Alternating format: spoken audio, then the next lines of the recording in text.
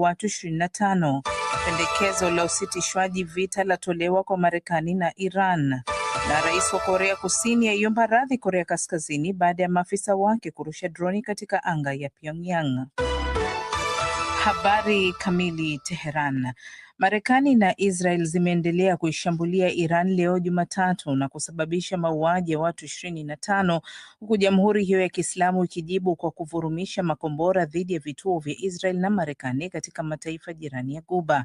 Mabomu yamevurumishwa mjini Teheran, huku ndege za kijeshi zikisikika kwa saa kadhaa hewani wakati baadhi ya majengo yakishambuliwa. Moshi mkubwa ulionekana karibu na mji wa Azadi baada ya bomu moja kurushwa katika chuo kimoja cha masuala ya teknolojia cha Sharif.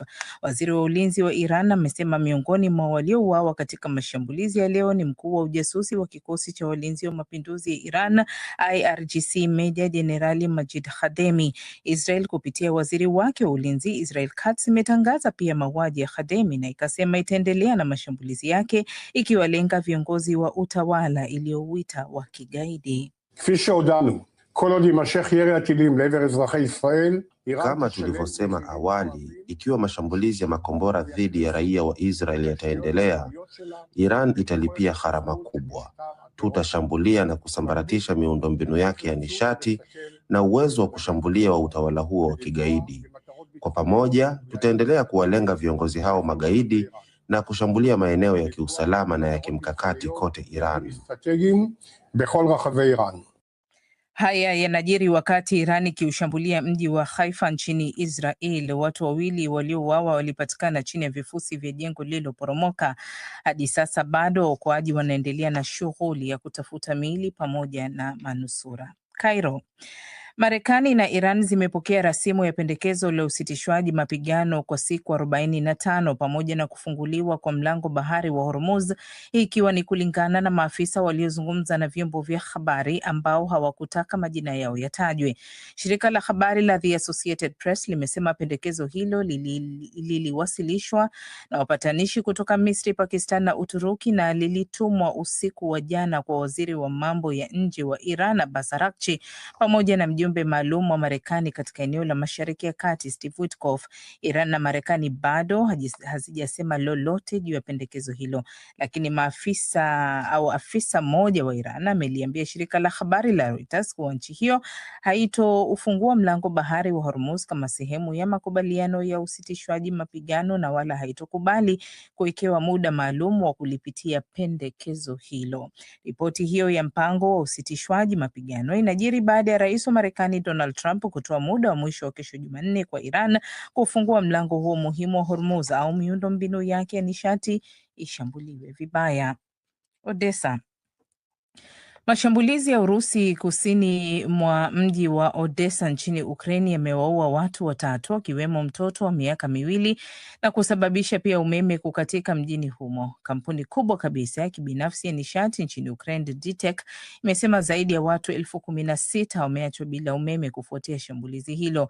Moscow imekuwa ikishambulia Ukraine masaa ya usiku ndani ya miaka yake 4 tangu ilipoanza uvamizi wake wa kijeshi dhidi ya Iran dhidi ya jirani yake na kuanzisha mgogoro mkubwa barani Ulaya ambao haujawahi kushuhudiwa tangu kumalizika kwa vita vya pili vya dunia. Rais wa Ukraine Volodymyr Zelensky ametoa salamu zake za pole kwa familia za waliouawa, huku akiongeza kuwa watu wengine 16 wamejeruhiwa vibaya katika shambulizi hilo. Zelensky ameongeza kuwa Urusi ilirusha droni zaidi ya 140 zilizoharibu pia maeneo yake ya nishati katika miji ya Chernihiv, Sumy, Kharkiv na Dnipro. Rais wa Korea Kusini Lee Jae-myung ameomba radhi na kusema anajutia na kusikitishwa na tukio la droni ya nchi yake kuingia katika anga ya Korea Kaskazini mapema mwaka huu. Rais Lee Jae-myung amesema kitendo hicho sio cha kuwajibika. Awali Korea Kusini ilikanusha kuhusika na hatua hiyo ya droni ya kijasusi au kufanyiwa uchunguzi kuonekana katika anga ya Pyongyang mwezi Januari, ikisema ni raia ndio walihusika.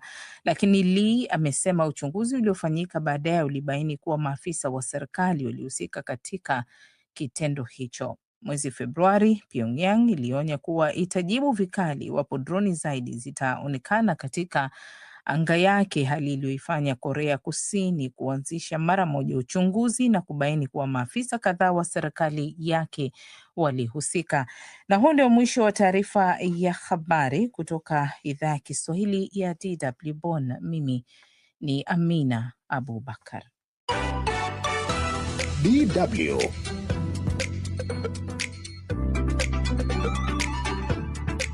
Kipindi maalum.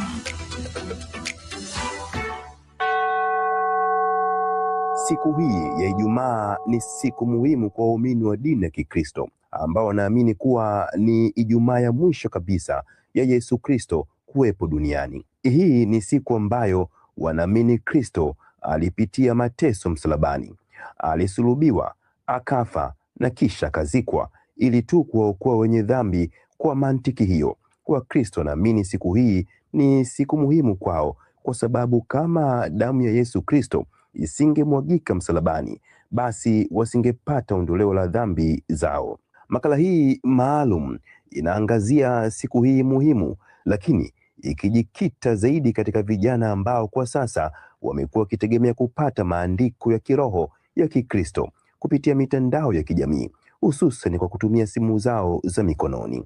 Na kukaribisha msikilizaji wetu wa DW katika makala hii maalum ya Ijumaa Kuu. Mimi ni Anwar Mkama.